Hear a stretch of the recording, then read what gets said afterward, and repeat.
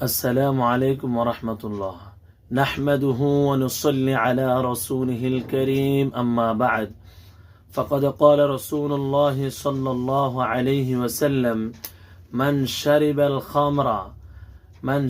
خمرا خرج نور الإيمان من جوفه، أو كما قال عليه الصلاة والسلام.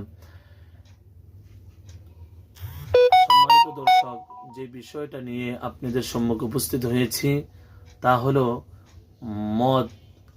মদ সংক্রান্ত বিষয় নিয়ে। মদ এটা হারাম জিনিস। মদ খেলে নিজের ভিতরে গুনাহ সৃষ্টি হয়। এই জন্য আসুন আমরা মাদক থেকে নিজেকে পরিহার করি। বিশ্বনবী সাল্লাল্লাহু আলাইহি ওয়াসাল্লাম বলেন, মদ পান করলে কি পরিণত হবে? মান শারিবা খামরান, যে ব্যক্তি মদ পান করলো, খারাজা নূরুল ঈমানি মিন জাওফিহি, তার ভিতর থেকে ঈমানের নূর বের হয়ে যায়। তাইলে মদ পান করার কারণে আমার ভিতর থেকে ঈমানের নূর বের হয়ে যাবে। তাই আসুন আমরা মদ পান করা থেকে বিরত থাকি। আমাদের ঈমানকে আমরা আমাদের ভিতরে রাখি।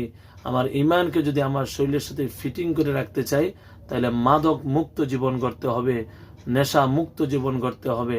আল্লাহ তাআলা আমাদের সকলকে নেশা মুক্ত জীবন গড়ার তৌফিক দান করুন। আসসালামু আলাইকুম ওয়া রাহমাতুল্লাহ।